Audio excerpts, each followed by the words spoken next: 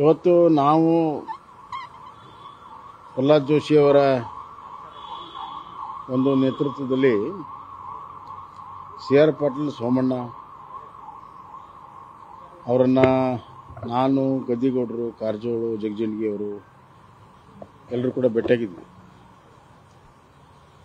ಕೃಷ್ಣಾ ಪ್ರಾಜೆಕ್ಟಿನ ಆಲ್ಮಟ್ಟಿ ಡ್ಯಾಮದ ಹೈಟನ್ನು 524 ಮೀಟರ್ಸ್ಗೆ ಎತ್ತರ ಮಾಡುವಂಥ ವಿಚಾರದಲ್ಲಿ ಮಹಾರಾಷ್ಟ್ರ ಏನು ತಗಾದೆ ತೆಗೆದಿದೆ, ಅದು ಸರಿಯಾಗಿಲ್ಲ, ಸಮಂಜಸ ಅಲ್ಲ, ಕಾನೂನು ಬಾಹಿರ. ಈಗಾಗಲೇ ಈ ವಿಚಾರ ಟ್ರಿಬ್ಯುನಲಲ್ಲಿ ಇತ್ಯರ್ಥ ಆಗಿದೆ. ಟ್ರಿಬ್ಯುನಲ್ ಆದೇಶ ಕೊಟ್ಟಿದೆ 524 ಮಾಡಬಹುದು ಅಂತ.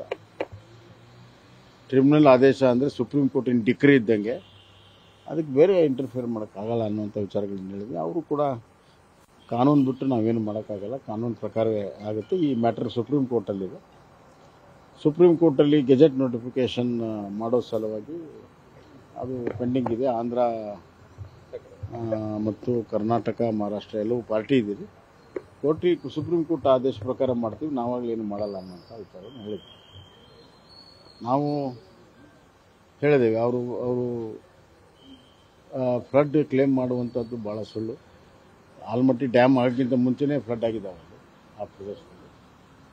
ಎರಡನೇದಾಗಿ ಈ ಟ್ರಿಬ್ಯುನಲ್ಲು 3 ರಾಜ್ಯಗಳು ಅಂದರೆ ಕರ್ನಾಟಕ, ಮಹಾರಾಷ್ಟ್ರ ಮತ್ತು ಸೆಂಟ್ರಲ್ 3 ಸೇರಿ ಜಂಟಿ ಸರ್ವೆ ಮಾಡಿ ಎಕ್ಸ್ಪರ್ಟ್ಸಿಂದ ರಿಪೋರ್ಟ್ ತೊಗೊಂಡು ಹೈಡ್ರಾಲಜಿಕಲ್ ಸ್ಟಡಿ ಮಾಡಿ ಇದರಲ್ಲಿ ಫ್ಲಡ್ಡಿಂಗ್ ಆಗೋದಿಲ್ಲ ಅಂದಾಗಲೇ 524 ಕೊಟ್ಟಿರುವಂಥದ್ದು ಸ್ಟಡಿ ಮಾಡಿರುವಂಥದ್ದು ಡಿಟೇಲ್ ಇದೆ ಅದು.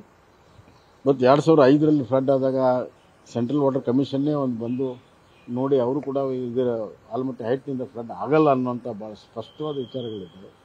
ಹೀಗಾಗಿ ಅವರು ಖ್ಯಾತಿ ತೆಗೆದಿರುವಂಥದ್ದು ಅದು ಖಂಡಿತವಾಗೂ ಸರಿಯಲ್ಲ ಮತ್ತು ಅದು ದುರುದ್ದೇಶದಿಂದ ಕೂಡಿದೆ ಅನ್ನೋಂಥದ್ದು ಮನವರಿಕೆ ಮಾಡಿಕೊಟ್ಟಿದೆ.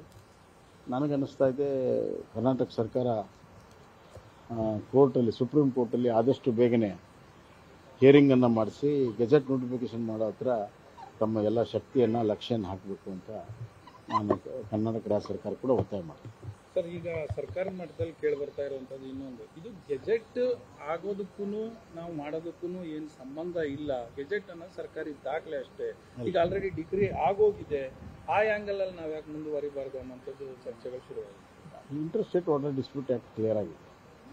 ಯಾರು ಇಂಟರ್ ಸ್ಟೇಟ್ ವಾಟರ್ ಡಿಸ್ಪ್ಯೂಟ್ ಓದಿಲ್ಲ ಅವ್ರು ಹಿಂಗೆಲ್ಲ ಮಾತಾಡ್ತಾರೆ. ಇಂಟರ್ ಸ್ಟೇಟ್ ವಾಟರ್ ಡಿಸ್ಪ್ಯೂಟ್ ಭಾಳ ಕ್ಲಿಯರ್ ಆಗಿದೆ. ಸರಿ, ಈಗ ಒಂದು ನಿಮಿಷ. ಸೆಕ್ಷನ್ 3 ಪ್ರಕಾರ ಕಂಪ್ಲೇಂಟ್ ಆದಮೇಲೆ ಗೌರ್ಮೆಂಟ್ ಆಫ್ ಇಂಡಿಯಾದವರು ಟ್ರಿಬ್ಯುನಲ್ ಫಾರ್ಮೇಷನ್ ಮಾಡ್ತಾರೆ. ಟ್ರಿಬ್ಯುನಲ್ 2 ಕಡೆ ಹಿಯರಿಂಗ್ ಮಾಡಿ ಎಲ್ಲ ಮಾಡಿ ಅದು ಜಜ್ಮೆಂಟ್ ಕೊಟ್ಟರೆ it's decree of supreme court, ಅದರ ಪ್ರಶ್ನೆನೇ ಇಲ್ಲ. ಬಟ್ ಈಗ ಉದಾಹರಣೆಗೆ ಕಾವೇರಿದು ಆಗಿ ಸುಮಾರು 10-12 ವರ್ಷ ನಂತರ ಸುಪ್ರೀಂ ಕೋರ್ಟೇ ಗೆಜೆಟ್ ನೋಟಿಫಿಕೇಷನ್ ಮಾಡಿ ಅಂತ ಹೇಳ್ತೀವಿ. ಸೊ ಹೀಗಾಗಿ ಕಾನೂನಲ್ಲಿ ಇದೆ ಮತ್ತು ಸುಪ್ರೀಂ ಕೋರ್ಟ್ ಅಲ್ಟಿಮೇಟ್ಲಿ ಪವರ್ಸ್ ಇದ್ದೇ ಇರ್ತದೆ.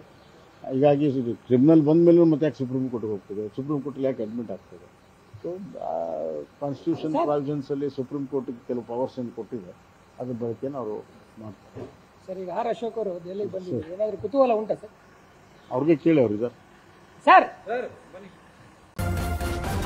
ನ್ಯೂಸ್ ಫಸ್ಟ್ ನಿರ್ಭೀತಿಯಿಂದ ನಿಮ್ಮ ಪರವಾಗಿ.